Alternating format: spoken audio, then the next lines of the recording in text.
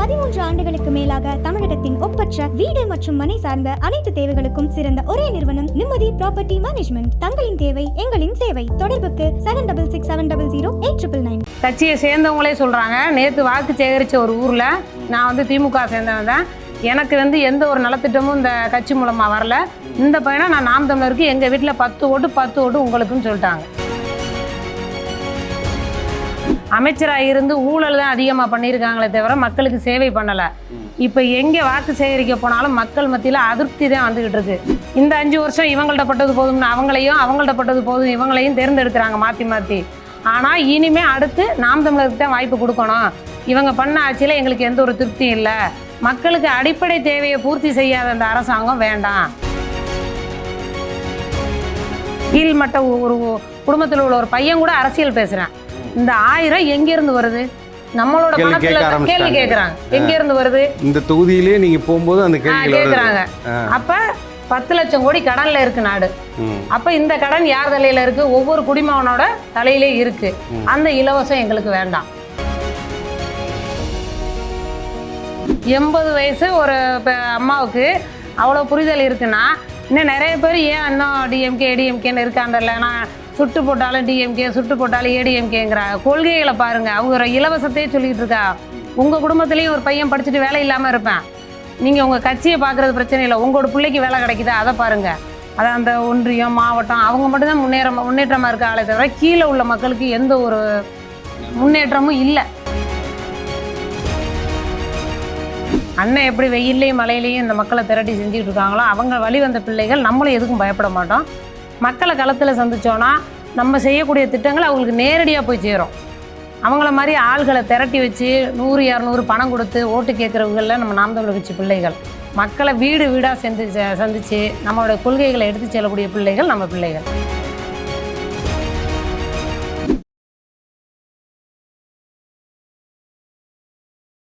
அறந்தமிழர்களுக்கு வணக்கம். இன்றைக்கு நாம் சந்திக்க இருக்கும் அரசியல் ஆளுமை திருமதி லட்சுமி அவர்கள், திருமயம் சட்டமன்ற தொகுதி நாம் தமிழர் கட்சி வேட்பாளர். இந்த தொகுதி ரொம்ப முக்கியம் வாய்ந்த தொகுதியாக கருதப்படுது. ஏன்னா கடந்த முறை திமுகவின் அமைச்சராக சட்டத்துறை அமைச்சராக இருந்த ரகுபதி இந்த பகுதியை சார்ந்தவர். இந்த மண்ணில் வெற்றி பெற்று தொடர்ச்சியாக பல முறை சட்டமன்றத்தில் அவர் சட்டமன்ற உறுப்பினராக தேர்ந்தெடுக்கப்பட்டுள்ளார். திமுகவின் சார்பாக இருந்திருக்கிறார், அதிமுகவின் சார்பாக இருந்திருக்கிறார். இந்த மண்ணில் என்னென்ன மாதிரியான மாற்றங்கள் நடந்திருக்கு, இல்லை இந்த மண்ணை எப்படியெல்லாம் பின்னோக்கி கொண்டு போயிருக்காங்க அப்படிங்கிறத பற்றி நாம் கேட்டு தெரிஞ்சுக்கோம். பாருங்கள். வணக்கம். வணக்கம். எப்படி இருக்கீங்க? நல்லா களத்தில் இருக்கீங்க. இந்த கடுமையான வெயில்லையும் தொடர்ச்சியாக நீங்கள் மக்களிடம் போய் பரப்புரை செய்கிறீங்க, வாக்குகளை சேகரிக்கிறீங்க.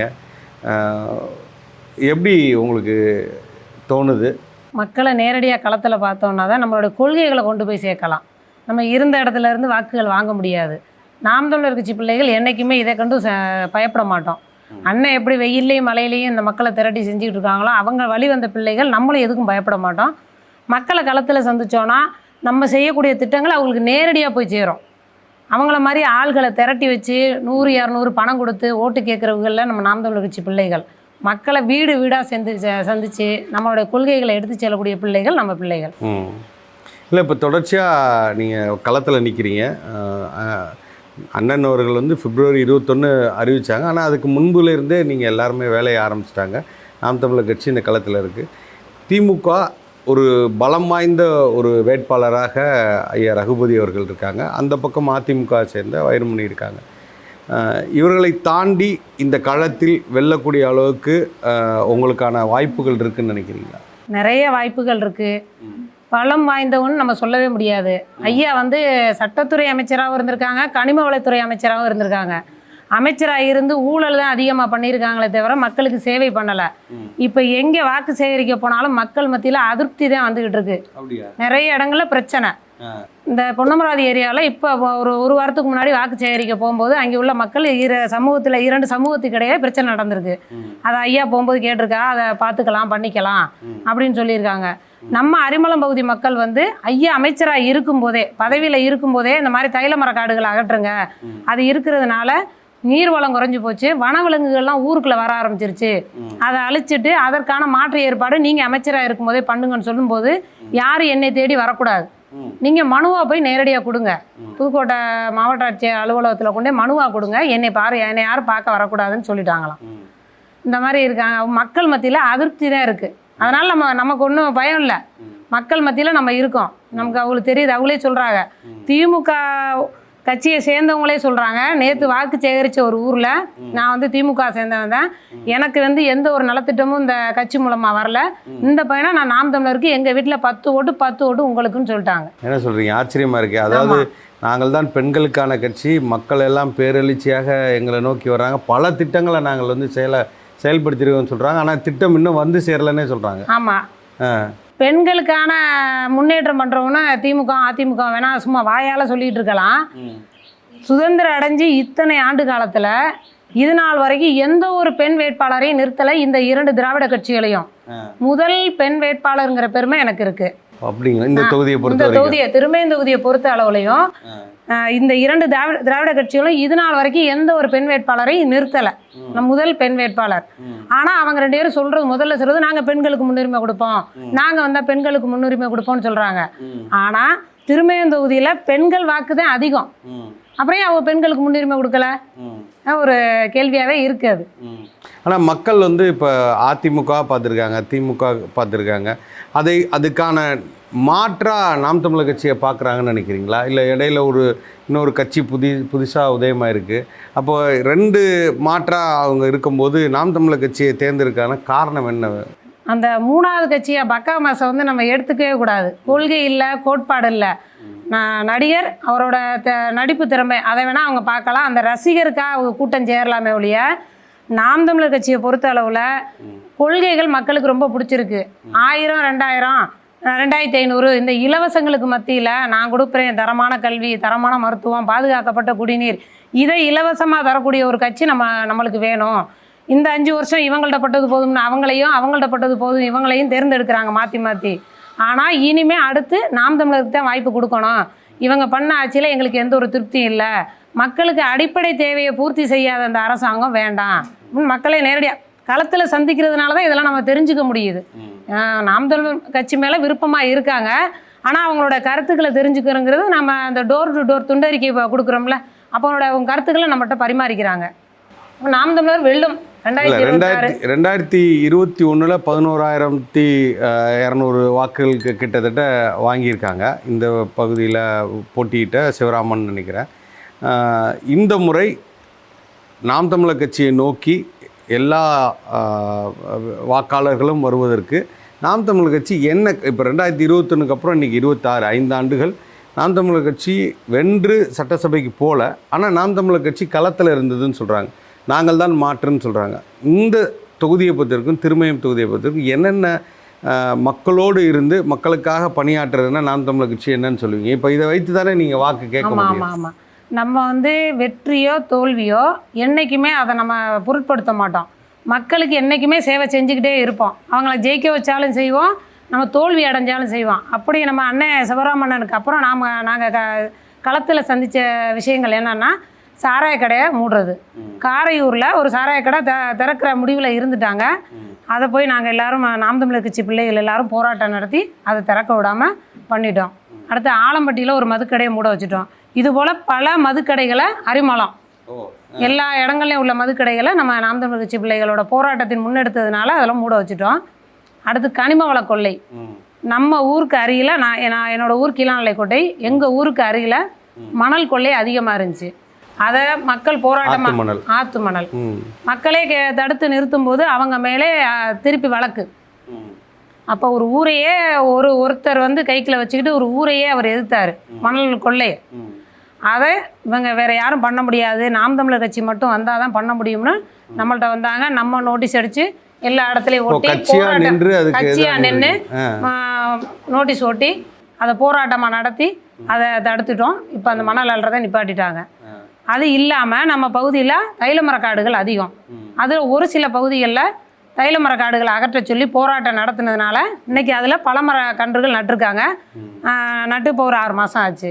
அது நம்ம எடுத்த போராட்டத்தின் முன்னெடுத்ததில் வச்சு இப்போ கட்சி வந்து முன்னெடுப்பு செய்து தைலமர காடுகளே நீங்கள் வந்து மாற்றி வேற பழமர காடுகள் நட்டிருக்காங்க. அருமை.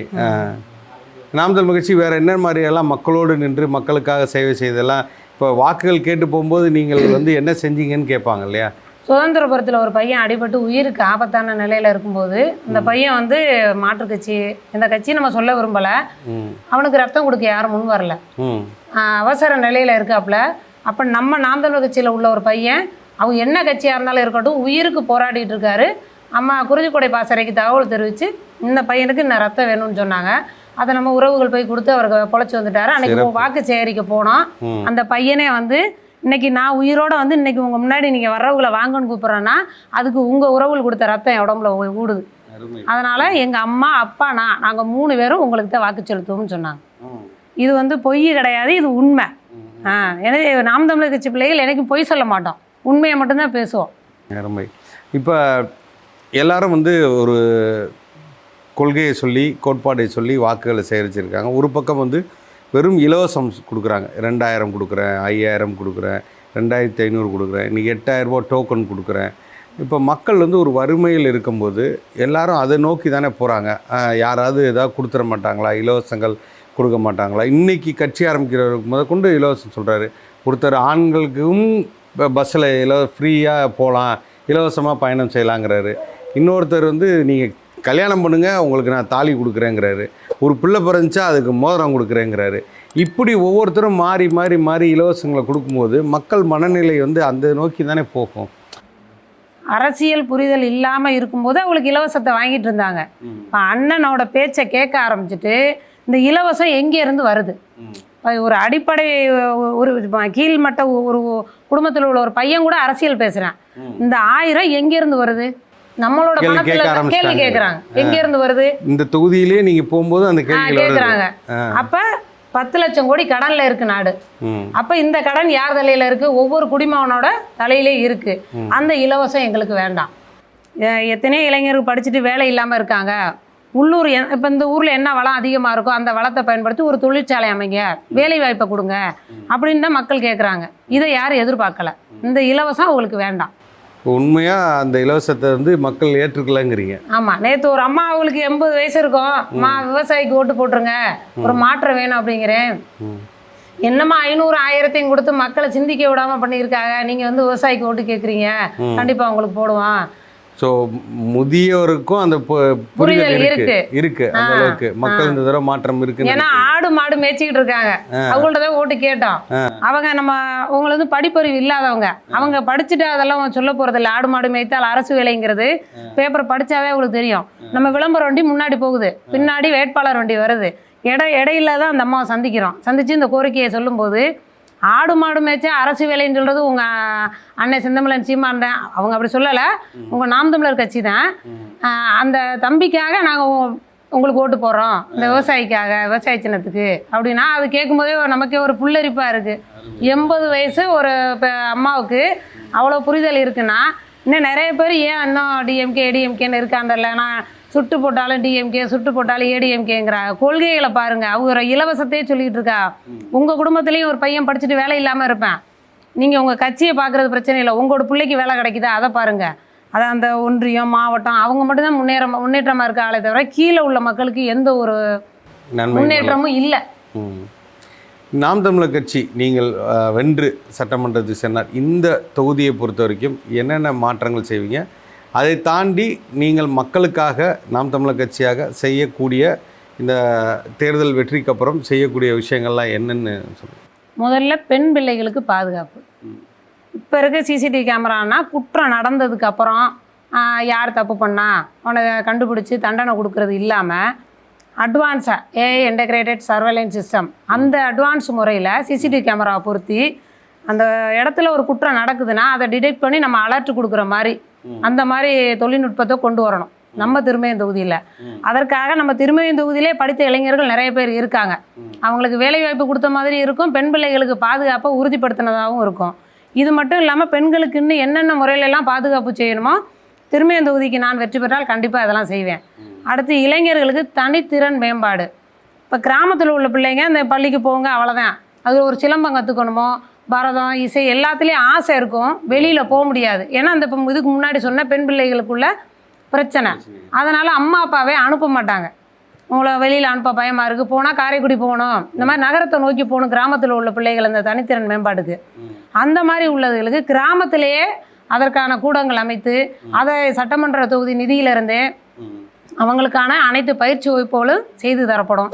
அது இல்லாமல் அவங்க மேலே சர்வதேச தேசிய அளவில் பங்கெடுக்க போகிறாங்கன்னா அதற்கான பதிவு கட்டணமும் பயண செலவும் நம்ம சட்டமன்ற நான் ஜெயிச்சு வந்தால் சட்டமன்ற தொகுதி நிதியிலேருந்தே அவங்களுக்கு செய்து தரப்படும். அதுக்கடுத்து நம்ம இப்போ இருக்க தாய்மார்கள்லாம் தண்ணீர் பிரச்சனை, மெயினானது குடிநீர் பிரச்சனை. ஒரு குடம் தண்ணிக்காக 1 மைல் தூரம்லாம் நடந்து போயிட்டு இருக்காங்க நம்ம மகளிர். அவங்களோட சுமையை குறைக்கணும்னா நீர் பிரச்சனைக்கு அடுத்து அடிமட்டத்தனமாக இருக்கிறது தைல மர காடுகளும் சீமை கருவேல மரங்களும். அதை அகற்றி இந்த வரத்து வாய்க்காலை சரி பண்ணி கம்மாய் குளங்களில் நீர் நிரம்பிட்டா மக்களுக்கு தண்ணீர் பிரச்சனை சரியாயிரும். அடுத்து விவசாயத்தை எல்லாரும் பண்ணிக்கிட்டு இருக்காங்க. சில பேர் இந்த கம்மாயில் தண்ணி இல்லைன்னா விவசாயம் இல்லை, அப்போ வந்து வெளிநாடுகளுக்கு வெளி மாநிலங்களுக்கு வேலை தேடி போகிறாங்க. அப்போ அந்த விவசாயத்தை ஊக்குவிக்கணும்னா அண்ணன் சொன்ன மாதிரி வேளாண்மை அரசு வேலை, அதில் இயற்கை விவசாயம் நம்மாழ்வார் சொன்ன அந்த அடிப்படையில் இயற்கை விவசாயம், நாங்கள் இயற்கை விவசாயம் தான் பண்ணுறோம். நாம் தான் விவசாயம் பண்ணிட்டு இருக்கோம், நாங்கள் விவசாயம் பண்ணுறோம். அதுவும் அண்ணனோட இணைஞ்சதுல இருந்து இயற்கை விவசாயம். சரி, உரம் போடுறதில்ல, மருந்து அடிக்கிறதில்ல. அதை நாங்கள் நெல்லாவும் கொடுக்க மாட்டோம், வீட்டில் கொண்டு வந்து அவிச்சு அரிசியாக தான் கொடுத்துக்கிட்டு இருக்கோம். அதுவும் நம்ம நீங்கள் விவசாயம்னு சொன்னோன்னா அது ஒரு கேள்வி கேட்கணும்னு நினச்சேன். நீங்கள் என்ன படிச்சிருக்கீங்க, என்ன வேலை பார்க்குறீங்க? உங்களோட முழு நேர இதுவே வந்து விவசாயம் தானே? முழு நேர இது விவசாயம் இல்லை. படிச்சிருக்கேன், பிஏ முடிச்சுட்டேன், எம்ஏ படிச்சுக்கிட்டு இருக்கேன், 1ஆம் ஆண்டு எம்ஏ படிச்சுக்கிட்டு இருக்கேன். இ-சேவை மையம் வச்சுருக்கோம். விவசாயம் அங்கேயே நம்ம ஃபுல்லாகவே இருக்கணுங்கிறது இல்லை, நம்ம பகுதி நேரமாக தான் பார்க்குறோம். ஆனால் எல்லாமே இயற்கையாக பண்ணுறோம். வீட்டிலே மண்புழு உரம் கட்டை வச்சுருக்கோம். வீட்டிலே மண்புழு உரம் நம்மளே தயார் பண்ணிக்கிற உரம். பாரம்பரிய நெல்லே மக்களுக்கு நிறைய தெரியாது. அவங்க வந்து இப்போ இருக்க ஒட்டு ரகத்தையே வச்சுக்கிட்டு இருப்பாங்க. பாரம்பரிய நெல் வந்து தூய மல்லி, கருங்குருவை, பூங்காறு, மைசூர் மல்லி, இது போன்ற நெல்லை தான் நம்ம பயிரிட்டு இருக்கோம். அது ஒவ்வொன்று இவ்வளோ உயரம் வளரும். அதில் வந்து இந்த பூங்காருங்கிறது பெண்களுக்கு கர்ப்பப்பை பிரச்சனைக்கு ரொம்ப உகந்தது. அதை அரிசியாக கொடுக்குறத விட அவளாக கொடுக்குறோம்.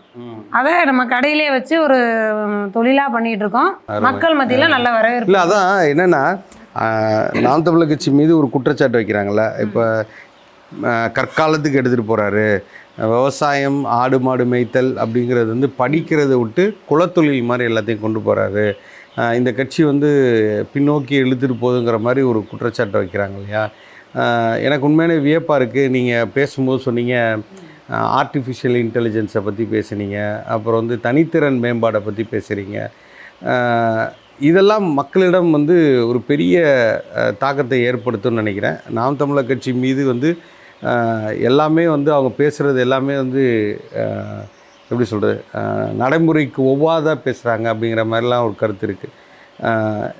இது நாம் தமிழர் கட்சியில் இருக்கக்கூடிய பெண்கள்னால் இதெல்லாம் எடுத்து பேசக்கூடிய அளவில் நீங்கள் உங்களோட தொலைநோக்கு பார்வையில் சில திட்டங்கள்லாம் சொல்லிங்க.